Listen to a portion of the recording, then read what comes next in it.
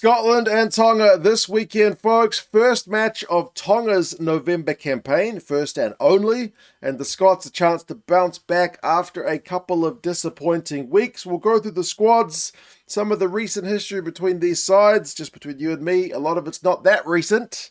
Some stats predictions. You guys can let us know your thoughts on how this match from Murrayfield is gonna go. The Scots have made a whole heap of changes, and it makes sense. They are facing a different caliber of team this weekend compared to the previous 2 weeks. They've been taking on those kind of top 6 sides against Argentina and against the All Blacks, whereas Tonga right now are sitting behind the USA, who Scotland comfortably beat only a few weeks ago on the Rugby World Rankings, although Tonga did finish above the US in the Pacific Nations Cup recently. Tonga finished 3rd behind Japan and Fiji. That's kind of where they're at, but they haven't had much in the way of game time, barring a match against an emerging Scotland side earlier in the week as kind of their very limited prep. But let's start with the Scots. Heaps of changes. Rory Sutherland is in. George Turner is starting, and it's his 50th cap, so big congrats to him. And Zander Fagerson is back. About 2 weeks too late. It's been a hell of a road back to recovery for Zander, but good to see him back in Scottish colours. I would have loved to see him against the All Blacks. I would have loved to see him against the Argentinians, All Blacks in particular, but he just couldn't get himself right. He is finally back fit, which is good news. Although that being said, I think his replacements actually did better than expected in his absence. Big locks in Alex Samuel and Max Williamson, so you got some tall timber in the second row this week, and then a whole heap of turnovers, I reckon, with Onyeama-Christie and Jamie Ritchie at 6 and 7. Goodness me, if the Tongans are not protective of their ball at the breakdown, they are going to have trouble with those two fellas, and the Magnus Bradbury should be filling the Jack Dempsey role of just carrying for days. So I think with all those changes, there's some excitement in that Scottish pack. Ben White continues on. He's one of the few guys to actually keep his starting spot from last week, and Fergus Burke will accumulate another Scottish cap at 10. Sione Tuipulotu, the captain, he's another one of the guys who keeps his spot. It's only him and Ben White, really, in terms of same number on their back from last week. And he's got a new midfield partner with Ollie Smith. So, yeah, I like the look of the Tongan midfield as well. But it's going to be the kind of cohesion factor whether the Scots can exploit that. It's a new midfield partner for Sione. Like I mentioned, he's had a few different guys. You know, Hugh Jones being injured. He's partnered Stafford McDowall at times. So how well these guys click will be one to watch. Kyle Rowe on the right wing, and Duhan van der Merwe. So it's an all-new wing duo as well. There's no Kyle Steyn except for on the bench, and there's no Darcy Graham at all in this one. And then Tom Jordan is promoted from bench role to be there at 15. So there's some sexy looking attack in the Scottish backs. If they can get him the ball, they will be favoured to do so for sure. Ashman drops to the bench. Nathan McBeth is still on the bench, and Will Hurd comes in. Marshall Sykes comes in, and Josh Bayliss. So there's only 5 forwards this week for the Scots. They've brought in 3 backs with George Horne, Stafford McDowall, and Kyle Steyn rounding out their back replacements. So, yeah, Gregor made some changes. I haven't seen a pre-match interview with him this week, interestingly enough, but I feel like I can follow the changes that he's looking to make.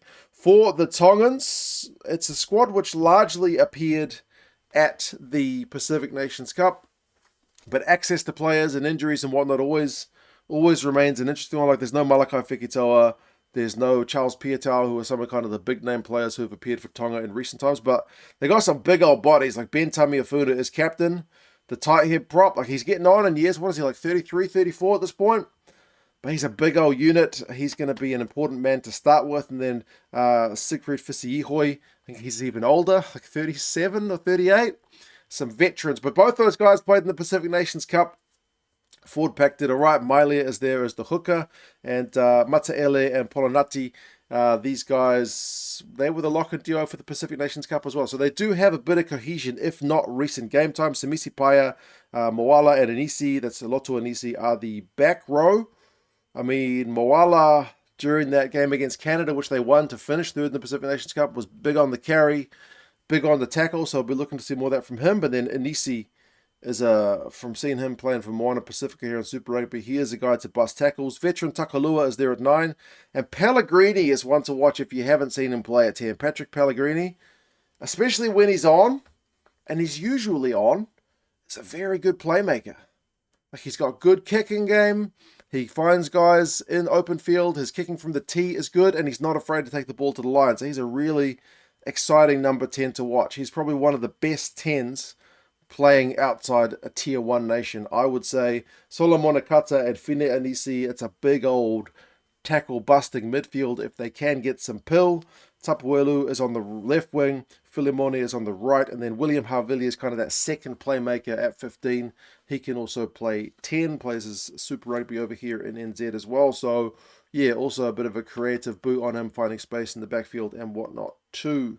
Bench-wise, Moli, Paya, and Kite. And then a 39-year-old Timani on the bench, Sitaleki Timani. We saw him play for the Wallabies years and years and years ago. 39 years old, he's going to get his Tongan debut. So congrats to him. He's only a few years younger than me, but he's still going strong. Lokotui, Halo, Fainga'anuku, and Tuipulotu. These are the back, 1 forward and 3 back replacements. So it's a 5-3 split for the Tongans as well. Not tempted to bring an extra forward for this one. Some stats, Scotland. It's a bit of a concerning one. I went back and looked at your Six Nations stats, and then those kind of 2 big recent games against the All Blacks and the Argentinians.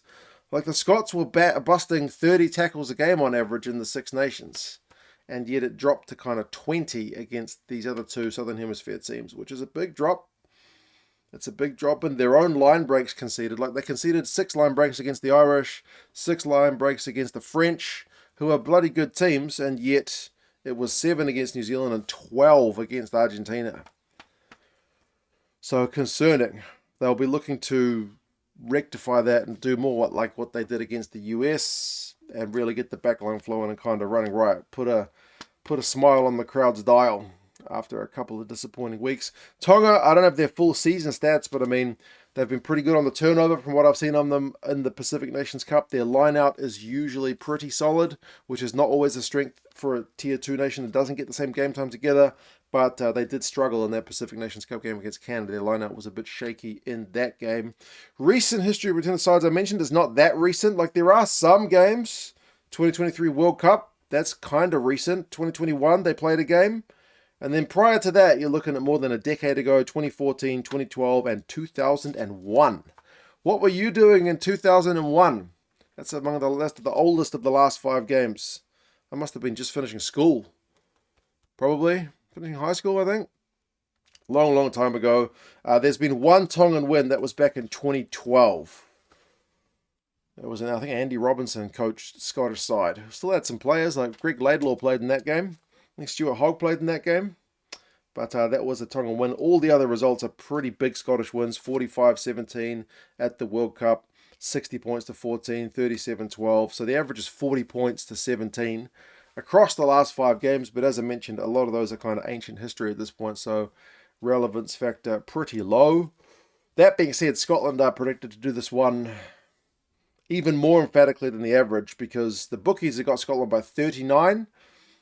And the Rugby Forecast algorithm's got the Scots by 53.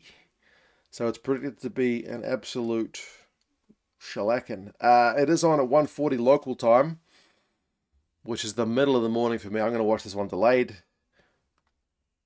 I don't feel like this is going to be the kind of game where there's a surprise upset, but who knows? I'll try to avoid spoilers just in case.